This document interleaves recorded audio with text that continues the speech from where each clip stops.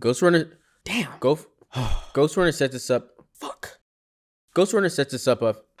Wow. Okay. Ghostrunner sets itself up as a hardcore gaming experience with fast-paced platforming mixed with violent combat. Something I feel like we've seen many times before. It's in a cyberpunk setting with a generic but good story that takes a backseat as the gameplay is the main event. The initial idea of the gameplay is simple. All your enemies die in one hit, but so do you. This means that you're going to be dying many times. Yeah, definitely haven't seen this kind of game before. This doesn't mean the game is all that hard though, and it certainly doesn't mean that this game isn't fun once you start getting the hang of the movement, as that's what this game is all about. And with the game in first person, you have to really be aware of your surroundings, because if you stop moving, it's all over. You've only got a katana, some parkour, and some abilities, so it'll take some patience as each section is built to really make you go through trial and error to complete it. Some sections are easier than others, and you may not even die on some, but at some point, you're gonna die again, and again.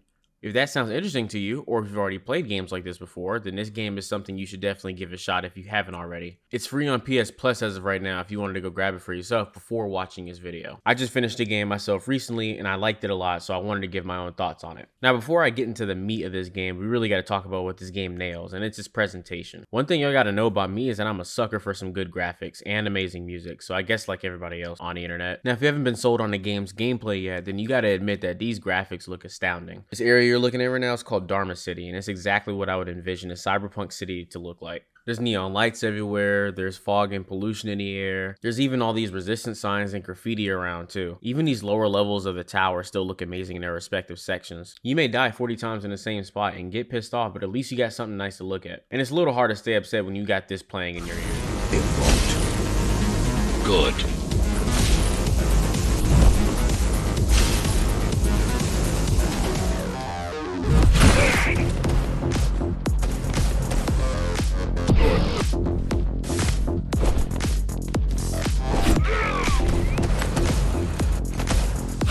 The music is probably half the reason why I kept playing this game in the first place. I didn't know this at first, but all missions must be completed in one go. There's checkpoints in between, but when you leave to the main menu, you have to start from the top of the mission all over again, not the checkpoints. And when I found that out, I wanted to play less, but the music honestly just kept sucking me back in. It didn't really matter how often I died. I'm lying, it did sometimes, but the music playing in the background was just way too hard and intense for me to care about dying most of the time. It felt like an adrenaline boost every time the music picked up. So the gameplay, like I said before, you're gonna die a lot, and that's because everything in this game is a one-hit death, but all the enemies in the world also die in one hit. What I like about this game is that when you do die, you can just hop right back into it immediately. There's no break, just right back to it. As you ascend the tower, the enemies become more and more challenging as they're adding more security to stop you. First there's some pistol dudes, then plasma rifle dudes, and shield guys, and then punching guys, sword guys, you get the point. Then there's also platforming sections between these combat sections that are pretty fun for the most part, and then there's finally just a couple bosses. What I found really nice about the combat section of the game is that most encounters have multiple correct ways you can go about getting through. You can either go left, right, you can kill one dude before the other, you can go around, or you can use some abilities to your advantage. You see where I'm going with this. You have choices. Some easier routes than others, but if you ever find yourself getting stumped or getting shot by the same guy and over again, there you have other options to try. Like I said, the game gives you abilities to use in combat and platforming. What you have to start out with is a slide, a dash, some wall running, grappling, and the ability to make certain machinery move or slow down somehow. You have a ground and an air dash, but with the air one, time will slow down and you can move left or right, which makes for some really badass dodges at times. All these abilities are able to be chained together and have a lot of variability in and out of combat. Once you get used to these controls, things will be much smoother and faster. You could go from walking just to straight zipping around and slicing dudes fast and they can wipe their own ass. Throughout the game, you're going to unlock 4 abilities that can help you, but there's a downside to them, and it's that they all need to be charged at the start of every level that you play, and there's only one use, so you need to charge the meter again. All 4 of these abilities use the same meter, so it really limits how much you can really use with them, and the game dedicates these nice levels of teaching you about these new abilities just for them to go mostly unused. Well, I shouldn't say completely unused, but you're better off most of the time not using these abilities until you hit some of the harder encounters, which is really just a lot of enemies in one area, and even then you still may not use them. Like honestly, once I realized that you don't get them at the start of each level just because the bar resets and then using them depletes the entire bar, I quickly forgot about having the abilities to begin with, so I never used them. I'm sure they're pretty useful, but 2 of the 4 abilities are best used when enemies are lined up so you can hit them all together. But that actually happens much less in this game than you would think. The first of those abilities is Blink, where you're able to slash forward and hit multiple enemies at once. The second is Tempest, which is just a force push, so you can kill with it or you can deflect enemy projectiles with it. There's Surge, which is a bosses and late game enemies attack, which you can send out a surge of energy towards enemies and it'll kill them in one sweep if you aim it correctly. And then lastly, there's Overlord, which lets you hack a specific enemy you target and they'll attack other enemies for you until either time runs out or they're killed by the other enemies. Like I said, 2 of them require you to line people up for it to be effective, which doesn't happen often enough in the game to really warrant using it. Tempest is sort of a waste to me, and the only real useful one, especially late game, is Overlord. But even then, it doesn't make things as easy as they should make them. I'd say the difficulty for the most part isn't really changed by whether or not you use these abilities. At least for me, maybe I'm just not explorative enough, but I just felt fine not using them. If you do decide to use them, there are upgrades that you can give them by playing Tetris. These upgrades can be for the base moves you have and the abilities that you unlock, and none of them are really that great or useful except for having 2 dashes rather than 1. The extra upgrades didn't really seem to improve or help the overall difficulty in gameplay, so I never really cared much to use them. And you could add the ability to deflect projectiles with your sword, but I never used it because honestly, I forgot you could, but even once I remembered that you could, it was still easier just to dodge. You also can't really fit much here in the first place. It's a cool concept, but just kind of shoots itself in the foot. At the beginning, you only have like half of this section unlocked, and then later on, you unlock a bigger section of the Tetris area, but it still doesn't fit that much. It also suffers from half of the upgrades never being used because, like I said, those 4 abilities don't get touched anyway. And correct me if I'm wrong, but I don't know if the game ever tells you can upgrade your abilities. If it does, I didn't realize or notice it until after I'd already beat the first boss. I never got a pop-up saying I could upgrade, and it's just in a separate menu that's rarely open because it just has collectibles that you're probably going to miss for the most part on your first playthrough. So it took me to realize this menu was even here since I didn't get a collectible until after a couple missions, and even then I was worried about not dying, so I didn't focus on it. The individual levels themselves all have a variety of platforming, fighting, and some of these cyber void areas, which are really pretty to look at, but sort of underwhelming since there isn't much to do other than just platforming. At first, these cyber void levels are you unlocking those 4 abilities and the tutorials for them, like I talked about, but it's also just boring and long. There's some of these sections where you're literally just walking forward for a few minutes, and it gets kind of boring, and it kills the replayability of some of these levels. Or these levels when you have to collect these damn nodes, like this is such a waste of time. These normally pop up at the end of the level, but I think 1 or twice I think they popped up mid-level, and it just kind of throws you off. It kind of throws your momentum off. Like I was on an adrenaline rush and had some momentum, and then one of these walking simulators is tossed in and it throws you off for the next encounter that you're gonna have. This level in particular I just mentioned, where you're walking around looking for these nodes, it's just walking and nothing else. It gets boring really fast, and it lasted a long while, especially when you have to look for 13 of them later. There's also these random power-ups as you ascend the tower, sometimes mostly used in platforming puzzles, but sometimes also used in combat that provide temporary abilities. There's a jump, it just gives you a big jump. There's a time slowdown, and then there's shurikens you can use to either hit electrical panels or you can use them on enemies in some instances, which is pretty fun sometimes. Speaking of enemies, let's talk about them. There are about, I think, 12 enemies in the game. You won't ever have to deal with all of them in one room, but obviously there's going to be a mix of them, as you could have guessed. There's a standard pistol guy. He shoots at a certain rate, but has unlimited ammo, so you just need a time to dodge. But sometimes they'll have this issue where they won't shoot you when they see you approaching them than when they normally would. It makes it hard to time your dodge with how inconsistent it is at times. Next, you got Buddy with the plasma rifle. He's going to shoot his rifle until he runs out of ammo. At that point, he'll scream out loud that he's out of ammo, and that'll be your time to attack before he reloads. Then we've got these mini Hulks. These guys don't use guns, but once you're spotted, they're going to jump at you from any distance and close in to punch you or ground slam you, which could kill you too. What makes these guys annoying is that if you didn't notice these guys were in the arena at first, these are probably what's going to kill you from behind, as they don't really have a sound cue and they're just going to be jumping from anywhere to hit you. But there's sometimes, and this happens with other enemies too, like the pistol guy I was just talking about, if you're just looking at them and moving around, they won't fully jump towards you. They'll just wait for you to sit still for the most part or get closer, and then they'll actually start attacking you. It makes it harder to counter them sometimes because they're not always consistent. These guys have a shield in front of them. You just got to get behind them and slice them. You can dodge left or right to get behind them, but if you fail, they're just going to push you away and you're probably going to get shot or fall off. And we've got literal fucking Metal Gears shooting giant horizontal lasers at you, but you can crouch or dash towards them. There's also drones around you can hop on and use to move forward. They'll shoot at you sometimes when they see you, but they also have that inconsistency issue where they'll not shoot at you sometimes, like this one here. Then there's guys with swords that you just need to parry, but you're going to find yourself messing up the timing of those parries at least a couple times, even though it seems easy at first. I think these guys are the most annoying to deal with because you can't just attack them. You have to wait for them to attack you. If you attack them first, they're just going to block or parry you, and you're going to bounce far as fuck off of them. And with the parry timings, I think you have to be facing the right way or something like that, because sometimes I feel like I know I timed the parry correctly, but I still get cut for some reason. I don't know why. Maybe I'm just ass. I don't know. There's also like 2 snipers to deal with in like a few sections. I think in like 1 or 2 missions and that's it. And there's also like a few sentry turrets. If you get in their sight, then you're gonna get shot. But I think they're only around for 1 mission. These dudes, they follow you everywhere in the area until they get close and explode. Since it was really about my ability to run away and have them eventually die one by one, it took forever, and I'm sure I could have used the abilities that I had, like Tempest or something, but there's only one use, and there's however many of these guys here in this damn room, so I don't think it would have killed everybody. I still would have had to keep running. They could also just crawl anywhere, so if you thought you were safe while trying to wall run or something like that, think again. Then there's these teleporting dudes that also throw slashes of energy at you, like one of the bosses did, and this is also the move that you unlock, Surge. With these, you need to be quick and try and close the distance to try and kill these guys. They're not too hard, they're just frustrating because they keep running away from you. And then lastly, we got these shadow clone guys. It starts out as one guy, but then they clone themselves into like 6 others, and you won't be able to tell which is which. They're all gonna shoot at you, but since only one is fake, the other bullets from the other clones won't actually hit you. If you hit a clone, the rest will just keep shooting at you until you attack the correct one. These guys weren't really introduced like the other enemy types, they were just kind of thrown in, and I didn't even see the first time I played that they had done shadow clone jutsu on me. I just thought that there were 6 of them standing in one area. Maybe that's the point, but I wish we still saw more of these enemy types later on in the game. We only saw them in this one instance.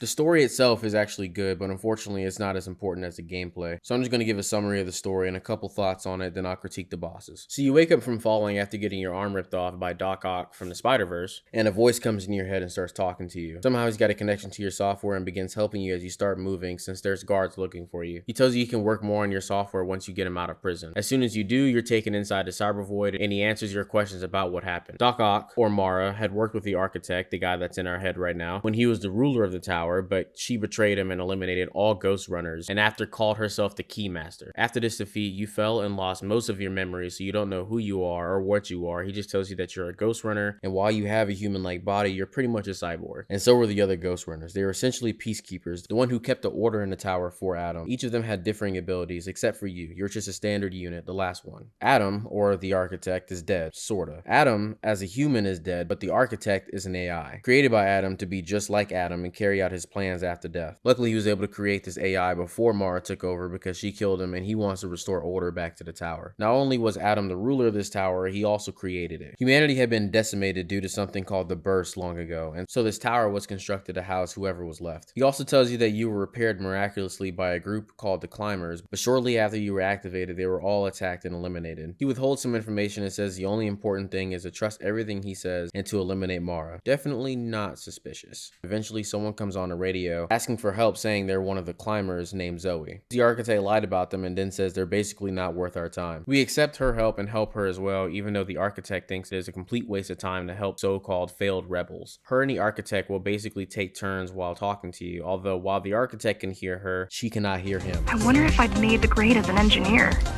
Definitely. Judging from the job she did repairing you, not in 100 years. No luck so far. Maybe they're laying low. Maybe. They're quite literally laying low on the ground, dead. How do you know? So anytime she asks the Ghostrunner for help, like with the toxic air that's going to kill everybody in Sector 5 in the lower part of the tower, the architect says it's just a waste of time and they need to sacrifice those people to get to their goal. Kind of like a robot. Throughout your ascension of the tower, your humanity gets questioned through the actions with Zoe and conversations with Adam, who eventually calls you a failure because you're able to feel some emotions, when really the architect isn't able to feel any at all. Zoe actually calls you Jack, as the climbers referred to you as a dumb name because they said you were jacked up when you fell, whereas the architect just calls you a Ghostrunner. I don't think he ever actually refers to you as Jack. He never refers to your name. Jack even tries asking the architect who he is, but anytime he does, he never gives him a straightforward answer about who he actually is, just what he is. Who am I? You are the perfect fusion of code and flesh. You are the next step. Who, not what.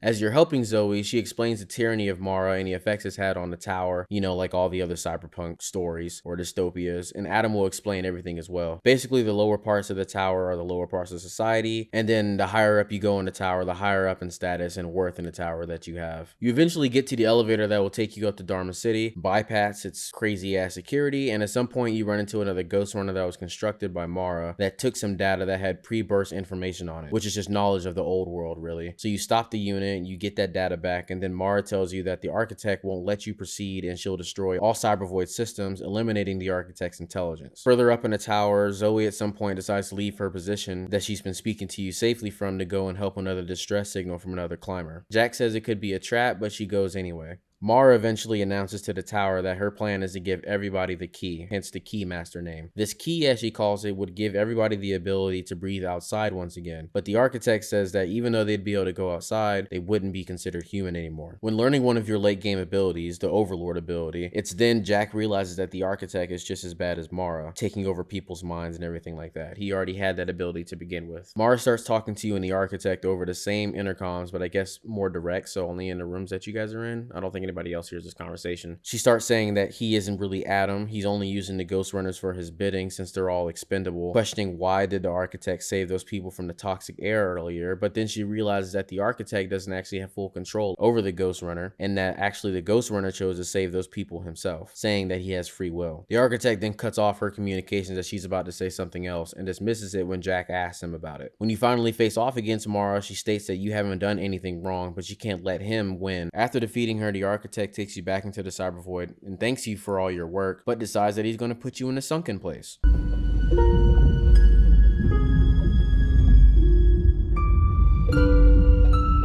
You couldn't do this all before because his connection to Cybervoid was weak, but during the Ascension, you've been connecting to Cybervoid more and more, and so has he. He plans to enslave everyone and make them all only have one resolve, which is just to sustain themselves as humans and nothing more, so he can eliminate all conflict. Essentially enslaving mankind and make everyone like himself. No emotions, just running on pure procreation. So you find out the real reason that Mara had that coup in the first place was because Adam was planning on doing this. Anyway, you catch up to the architect after some bullshit platforming, and you kill him, or wipe him from the system and bring down the Cybervoid system as well. Jack begins to shut down once you get back outside the Cybervoid system since Adam is gone, and it ends there. With his fate being left in the air, Zoe begins giving a monologue explaining that they won and they're going to rebuild again, and thanks all to the Ghostrunner, which in this shot it looks like he survived, but I'm not sure. I believe he did survive without Cybervoid. I mean, you could just turn the nigga back on. All the exposition happens only through comms with the exception of the ending. He never actually interacts with anybody besides Mara and the architect, I guess. So all the talking that they had was always when you were traversing or in combat. I think the world of the story, and even the story specifically, would have been greater if it was told in a different way or through a different game. There are some audio logs you can find, but overall it's the same. The story took a backseat and the gameplay was the focus. If it were the other way around or more of a balance of the two, things could have been different. I think we would have seen the story shine a lot more. So to the bosses. The first boss is this security measure that the architect put in so that not anybody could use the elevator just to get to Dharma City. It's also a big jump from just slashing dudes with pistols to this. The first phase is straight platforming with these lasers that, you guessed it, kill you in one hit. There are 3 points where you need to hit these wires to shut it down. After slashing the first, you're going to fall and you're going to have to make your way back up past these lasers again. But this time there's a shockwave that's shooting out along the walls every I think couple seconds. Once you're past that, you're going to fall again, and now the core rests at the bottom, but you only need to hit these power cells first. And honestly, it's a little hard to time jumping these lasers and having these lasers at your chest. But after everything, you hit the core and that's it. The boss is pretty fun once you actually figure out how to get past the lasers and get your timing down. And they're also pretty lenient with checkpoints as they are with the rest of the game, but it's still just wow. The second boss, Hell, is apparently your counterpart with a blade and abilities like yours, but constructed by Mara. They stole data from you, so you need to follow them and get it back. And really, the fight is just dodging slashes from afar. You close in and then parry them a couple times and just repeat. With how the first boss went, I thought this was going to be a much more difficult boss, or at the very least more fun, but it was sort of a letdown. I don't know, it just didn't feel like there was any difficulty in the fight. I mean, I cleared it within 5 minutes of my first playthrough. Like with the laser machine of death, I thought that was at least a skill check on my platforming and dodge timing. So with this fight, it was really just about parrying, which I get because there's those ninjas, but when they're just tossing these slashes at you from across the map, there isn't really any real danger because they're super easy to dodge and they stop throwing them at you once you get closer. But with the parrying, if you fail one of these parrying timings, you just start over from the beginning of those swipes, and it's the same pattern of swipes. You only die if you miss the parry altogether and you get hit, but the most you'll probably do is mistime your slash and just get knocked back for it. I didn't feel any accomplishment from beating Hell, really just I felt like beating another regular enemy. I mean shit, there are literally variants of Hell later in the game that feel more difficult to fight. I will say that the beginning of this fight was fucking hard. GR-74 located. Kill switch component not found. Permission to engage. Granted. Engaging.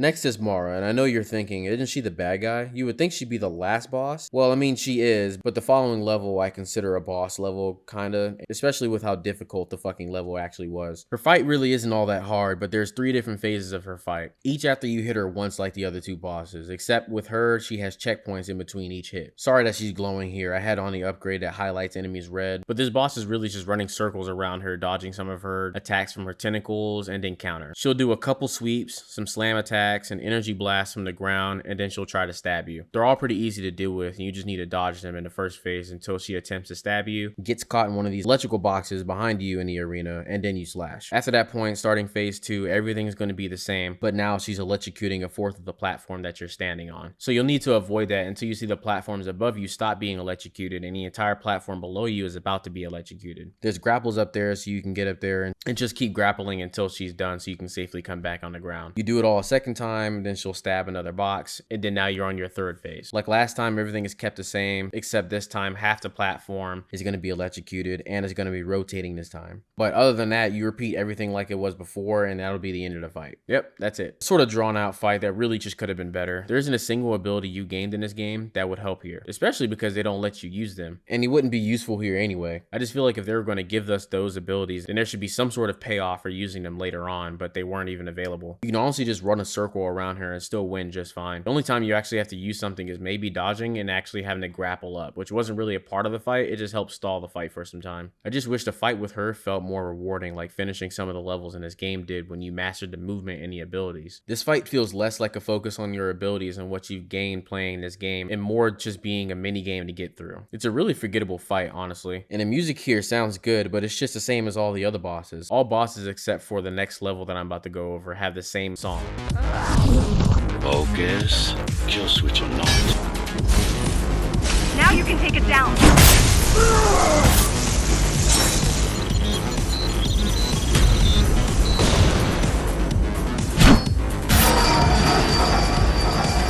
Mission to engage. Granted. Engaging. The song sounds great, don't get me wrong, but it would have been cool if at least Hell or Mara had their own theme. Shit, a Metal Gear Rising theme would fit here too. Look at her. None of this is helped by Mara's voice acting either. Her lines and the way she says them sound so corny to the point I just started laughing anytime she opened her mouth. It's just how ridiculous it sounded sometimes. What will you do? You kill me, puppet?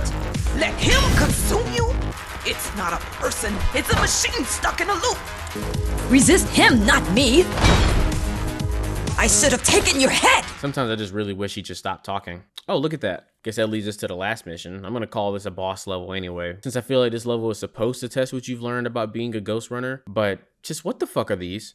All right, hold on. We'll get to that in a second. So the level doesn't start out the same, but it spikes. You'll start out with some platforming you're already used to, but then you'll get to parts where you need to jump back and forth between walls. But they're moving so fast, you don't have enough time to actually jump from the platform, so you just end up falling off. Then you need to traverse this, which, okay. Then you need to wall run and jump back on repeatedly, just like trying to avoid that energy wave that was moving up like with the laser boss. And this has the same problem of being really fast, so you're just gonna fall, miss, or slip right off of it. And there's another alternating wall run, but there's more balls. There's the same issues I mentioned before with wall running in this level, but with those fucking balls. The reason why these balls are just so garbage is because you can have things happen like this.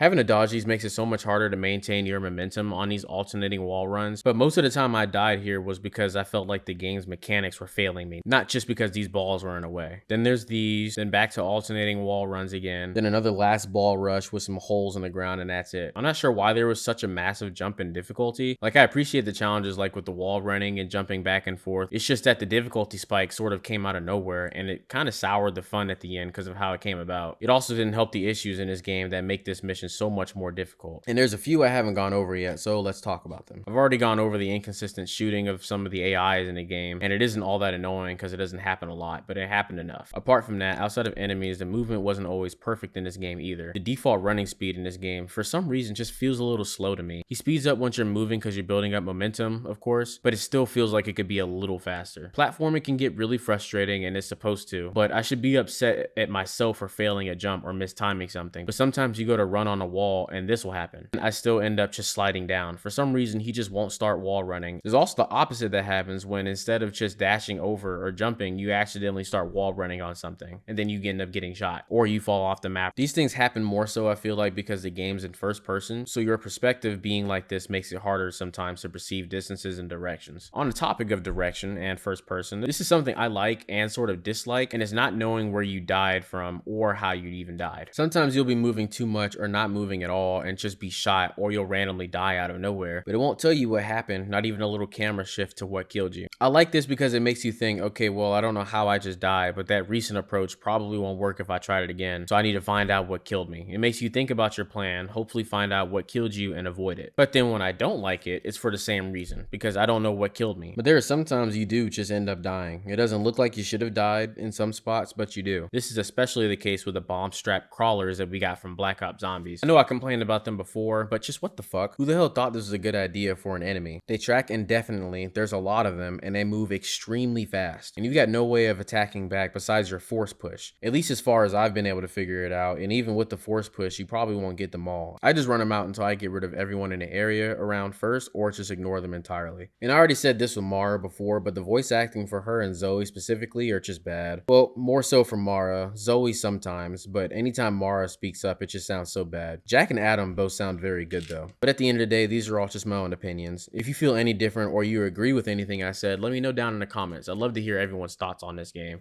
Should you try it out if you haven't yet? Yes, you definitely should. It only came out about 2 years ago now and runs beautifully on PlayStation 5 if you've managed to get a hold of one. And I've read it runs nicely on PC as well. I still really like the game and I'm going to continue playing it as well. I haven't played on hardcore difficulty yet, which I didn't explain before, but there's the easy mode, which gives you extra help and also has slower speeds for gameplay. Then there's the normal mode, and then there's hardcore, which has more enemies and different placements. Pretty sure my triangle button's going to end up breaking. There's also the Hell DLC I haven't played yet. I might do a video on that depending on how this video goes, or if I just feel like it. Also, let me know in the comments what's the highest amount of deaths you've gotten on one of these levels. I'm just curious to know if everyone's as bad as I am or not. But I'm Will, and it's been great talking to you all. I'll catch you guys in the next one. Peace out.